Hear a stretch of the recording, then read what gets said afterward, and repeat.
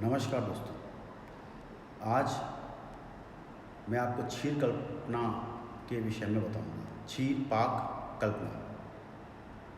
भाई, क्षीर से अर्थ निकलता है दूध।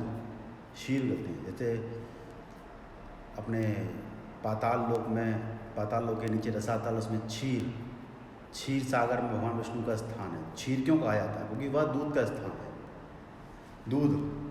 दूध से संबंधित है क्षीर। तो उसकी पाक कल्पना के विषय में, उसका पकाने के विषय में बताया गया है। अपने घर में खीर बनाते हैं तो वो भी क्या, एक तरह की क्षीर पाक कल्पना है। क्षीर पाक कल्पना का एक प्रकार है। हम जितनी भी औषधियाँ जैसे अर्जुन, रसोन आदि औषधियों को से भी क्षीर पाक कल्पना कर सकते हैं, क्योंकि दूध जो होता है वो गुरु होता है। उसको इन औषधियों द्वारा लघु बनाया जाता है और इन औषधियों का जो गुण हैं उस दूध में लाके उसका पान किया जाता है। कई आचार्यों ने क्षीर पाक कल्पना के विषय में बताया है। खास तौर से द्रव्यगुण विज्ञान में यादव जी, तिक्रम जी की जो द्रव्यगुण विज्ञान है उसमें इसका उल्लेख मिलता है। दूसरा, शारंगर में इसका उल्लेख मिलता है। वाग्भट में इसका जो अष्टांग हृदय है उसमें इसका उल्लेख मिलता है। संग्रह में उसका उल्लेख मिलता है। तो सबने अपने क्षीर पाक कल्पना की अलग अलग कुछ डेफिनेशंस दी हैं। इसमें सर्वप्रथम मैं आपको एक डेफिनेशन बताता हूँ यादव जी के अनुसार। यादव जी ने कहा, क्षीरी तिथि गुणम। देखिए, ध्यान सुनिए, क्षीरी तिथि गुणम। तिथि का मतलब होता है तारीख। जैसे आज 1 तारीख है या आज कोई भी फलानी तारीख है, तो तारीख हमेशा एक ही रहती है। एक जगह में 10 तारीखें नहीं हो सकती। तो यहाँ पे उन्होंने तिथि गुणम, जो तिथि बताई है, तिथि मतलब एक तिथि, यानी 1 गुना द्रव्य, यानी औषध द्रव्य अपन ने 1 गुना लिया। यहाँ मैंने बताया औषध द्रव्य आपने 1 गुना लिया। क्षीरम तिथि गुणम दधात, अपन ने लिया। क्षीरा अन्य नीरम सममृतम, यानी क्षीर और नीर का अर्थ होता है जल।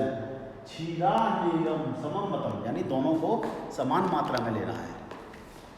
तिथि गुणम मतलब 1, क्षीरा अन्नम यानी आपको इससे ज़्यादा मात्रा में लेना है, लेकिन क्षीर यानी दूध और नीर मतलब जल, दूध और जल आपको सब मात्रा में लेना है। तो ये सीधा स्पष्ट संकेत है। क्षीर तिथि गुणम दधात क्षीरा अन्नम सममृतम। क्षीरा वशेष कर्तव्यम, यानी क्षीरा वशेष यानी क्षीर बचे और दूध खत्म हो जाए, मतलब क्षीर बचे और जल उड़ जाए, खत्म हो जाए। तो क्षीरा वशेष कर्तव्यम क्षीर पाके कैसे होगा? मंद अग्नि पर अपन ने पाक किया, क्षीर पाके स्वयं विधि। ये क्षीर पाक की विधि यादव जी ने बताई। तो श्लोक में बहुत स्पष्ट रूप से सारे संकेत उन्हें दिए। उन्होंने बताया 1 गुना द्रव्य लिया, अगर 15 गुना दूध लिया तो 15 गुना पानी लिया। जब ये पानी पूरा खत्म हो जाए, मंदाग्नि पाक करने के बाद, मंदाग्नि पर पाक करने के बजाय शेष दूध बचे द्रव्य भी, उसको अपन छान के उसका प्रयोग कर सकते हैं। तो वो एक क्षीर पाक कल्पना है। अपनी खीर बनाने की प्रोसेस भी लगभग ऐसे ही रहती है। थोड़ा सा अंतर है, वो चावलों का अलग हिसाब किताब रहता है, जल्दी से, क्योंकि बहुत जल्दी पक जाते हैं जल्दी से, तो वो एक अलग विधि है। यहाँ पे औषधियों के लिए स्पेशल रूप से ये विधि बताई गई है, जो यादव जी ने बताई है। ये ही सर्वमान्य, सबसे ज़्यादा उपयोग में ये विधि उपयोग में प्रचलित है। इसके अलावा शारंगर ने एक अलग, थोड़ा सा आंकड़ा अलग किया हुआ है, एक विधि बताई है, वो मैं आपको एक्सप्लेन करता हूँ। आचार्य शारंगर ने शारंगर संहिता मध्यखंड 2 अध्याय में श्लोक नंबर 163 में ये कहा, क्षीरामष्टगुणम दव्यातक्षुरीलीलम चतुर्गुणम क्षीरा विशेषम तत्परम शूल मामो और जाए। इसका अर्थ क्षीरामष्टगुणम, यानी द्रव्यात क्षीणानीरम, यानी द्रव्यात क्षीरानीरम, यानी द्रव्य जो है वो एक भाग, क्षीराम अष्टगुणम, यानी क्षीर जो है अष्टगुणम, अष्टगुणम मतलब 8 गुना, क्षीरानीरम चतुर्गुणम, क्षारा यानी उससे भी चौगुना, यानी जितना आपने क्षीर लिया है उससे चौगुना जल लेना है, मतलब क्षीर से चौगुना जल, कितना हुआ 8 का चौगुना, यानी 8 चौक 32, यानी द्रव्या क्षीरा नीरम, क्षीरा अनीरम, नीर मतलब जल, मैंने आपको पहले भी बताया अभी, नीरम चतुर्गुणम, यानी अष्टगुण से चतुर्गुण, यानी 32, 8 चौक 32, यानी एक द्रव्य आपका, एक भाग द्रव्य, 8 भाग आपका दूध और 32 भाग जल। तो ये फॉर्मूला बनता है शास्त्र के अनुसार। क्षीरा विशेष, या आपको अभी मैंने एक श्लोक में फिर से पहले भी आया था क्षीरा विशेष, तो क्षीर विशेष ले जाए, क्षीर बचा रह जाए, बाकी 32 भाग मंदाकिनी में पाक करने के बाद खत्म हो जाए। तब पिदम शूल महाप्रभु, ये जो सभी जितने भी अपन शारंगन ने बताया, उन्होंने कहा कि शूल रोग जितने भी होते हैं उनमें ये बहुत फ़ायदा करता है। जैसे शूल मतलब आमश शूल, परिणाम शूल, ये बहुत आम, मतलब पेट में दर्द की भावना होती है, जो दर्द होता है, गुरु होता है जो लघु कर देता है दूध, तो उसमें अपन रसोई जितनी भी अपन औषधियाँ मिलाते हैं उससे अपन क्षीर बना के शूल रोग में फ़ायदा करते हैं, मतलब कोई भी क्षीर पाक कल्पना करेंगे शूल रोग में फ़ायदा करेगी ही। ये शारंगन ने स्पेशल रूप से एक रेफरेंस दिया है और उसके प्रयोग भी हो चुके हैं शारंगन संहिता द्वितीय अध्याय। तो ये दोनों यादव जी के अनुसार और शारंगर के अनुसार, दोनों के अनुसार थोड़ी थोड़ी डेफिनेशन या डिफरेंट है। वहाँ पर नस्सा भाग लिया है, यहाँ पे जल को ज़्यादा भाग में लिया है, तो ये इससे सिद्ध हो जाता है कि इनका जो कंसेप्ट है जो शारंगर ने दिया है, ये जो कंसेप्ट है बहुत ज़्यादा इफेक्टिव है। मतलब ये बहुत ज़्यादा उबालने के बाद जल को उबालना मंदाकिनी पे, इसमें टाइम लेकिन बहुत ज़्यादा लगेगा, क्योंकि 32 गुना जल को उड़ाना आसान नहीं होता। धीरे धीरे मंदाकिनी पे तेज अग्नि पे पका के आप उड़ा सकते हो जल्दी, पर मंदाकिनी पे जल को ख़त्म करना थोड़ा टाइम टेकिंग रहता है। पर वहाँ पे यादव जी ने जो बताया वो मंदाकिनी पे कम समय में आप एक क्षीर पाक कल्पना कर सकते हो। देखिए, अष्टांग संग्रह में क्षीर पाक की थोड़ी अलग विधि बताई है। विधि ये है,